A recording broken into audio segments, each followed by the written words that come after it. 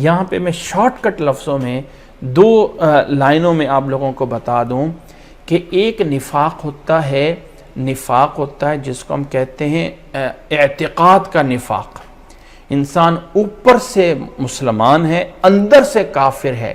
یہ والی کیٹیگری کی پہچان اب ختم ہو گئی ہے، کیونکہ اللہ اپنے نبی کو بتا دیتا تھا کہ یہ لوگ اندر سے کافر ہیں تو دل کے حالات جاننے کا ذریعہ ایک وحی ہوتی تھی. اب وہ حالات ختم ہو گئے، وہ منافق ہے. اب ہم ظاہر کے اوپر اعتماد کرتے ہیں، اندر سے اگر کوئی منافق ہے تو اس کا معاملہ اللہ کے پاس ہے. تیسرا کوئی گروہ کیٹیگری اب ہم دنیا میں بنا نہیں سکتے ہیں کہ یہ مسلمانوں کی کیٹیگری ہے، یہ کافروں کی کیٹیگری اور یہ درمیان کے منافق ہیں. یہ ختم، یہ کیٹیگری کی پہچان ختم ہو گئی ہے.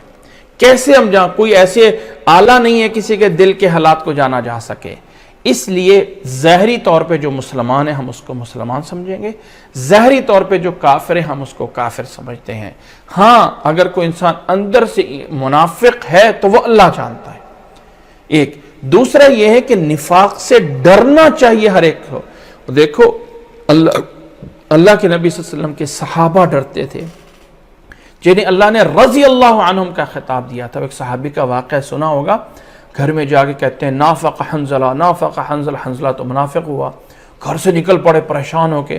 حضرت ابوبکر رضی اللہ تعالیٰ عنہ کے پاس آئے، کہنے لگے کیا ہوا اے حنظلہ، کیا کہہ رہے ہو؟ بئس ما تقول. کہنے لگے ابوبکر نبی صلی اللہ علیہ وسلم کے سامنے ہوتے ہیں، ایسے لگتا ہے جنت اور جہنم کو دیکھ رہے ہیں، ایمان بڑا ہوتا ہے. جیسے بیوی بچوں کے پاس جاتے ہیں یہ کیفیت نہیں رہتی ہے تو ہم تو منافق ہو گئے. حضرت ابوبکر نے کہا یہ کیفیت تو میرے ساتھ بھی ایسی ہوتی ہے. نبی صلی اللہ علیہ وسلم کے پاس جا کے پوچھتے ہیں. اللہ کے نبی صلی اللہ علیہ وسلم کے پاس گئے، جا کے پوچھا. اللہ کے نبی صلی اللہ علیہ وسلم ہم گھروں میں یہ کیفیت نہیں رہتی ہے. اللہ کے نبی صلی اللہ علیہ وسلم نے فرمایا تھا کہ یہ دل ہے، کبھی ادھر تھوڑا کا ہو جاتا ہے. بس اعملو، عمل کرتے رہو، اپنی طرف سے صحیح کوشش کرتے رہو.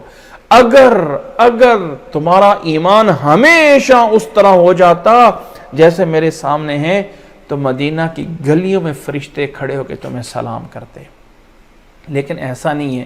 ایمان بڑھتا رہے، ایمان بڑھتا بھی ہے، کم بھی ہوتا ہے. ایمان یزید و ینقص ہے، زیادہ ہوتا ہے، کم ہوتا ہے ایمان. تو انسان کو نفاق سے ڈرنا ہے. منافق کی اس عمل کے نفاق کی باقاعدہ نشانیاں بتائی ہیں. جھوٹ بولنا منافق کی نشانیاں، امانت میں خیانت کرنا، وعدہ کر کے جو ہے وہ جھوٹا ہونا. اسی طرح کوئی انسان غصے میں آ کے اپنے آپ سے باہر ہو جائے، پھر نہ پتہ چلے کون ماں ہے اور کون بہن ہے اور کون باپ ہے. اس حد تک جب انسان چلا جاتا ہے تو یہ چیزیں بھی منافق کی نشانی ہیں. فرمایا اس حد تک نہیں کسی انسان کو جانا چاہیے. ان نشانیوں سے فرمایا جتنا انسان کے اندر یہ نفاق ہوگا اتنا ہوگا، جتنا اس میں سے نہیں ہوگا اتنا نہیں ہوگا. اس لیے یہ جو عمل کا نفاق ہے اس پہ انسان کو وہ جہنم کے آخری طبقے والی سزا تو نہیں ہوگی، لیکن یہ جتنا ہوگا اتنی سزا اس پہ بھی ہو سکتی ہے. لیکن وہ جو اعتقاد کا نفاق تھا جس میں تیسرا گروپ ایک الگ سے گروپ تھا جس کا نماز جنازہ نہیں ہے یا ان کا وہ نہیں ہے یا فلاں نہیں ہے، یا سوچنا ہے دل میں یار یہ تو منافق ہے، اس کا میں کیسے نماز جنازہ پڑھوں، یہ وہ والی کیٹیگری ختم ہو گئی. اب ہمیں عمل کے نفاق سے بچنا ہے اور جو کہا اس کو پورا کرنا ہے. اللہ اور اللہ کے رسول کے وعدے پورے کرنے ہیں، اس کو پورا کرنا ہے. اس سے جو ہے وہ کمی کوتاہی کہہ کچھ رہے ہوں گے، کرنے کی کوشش نہیں کریں گے. یہ منافق کی نشانیاں ہیں، نشانیاں بتائی گئی ہیں، نشانیاں آیت المنافق.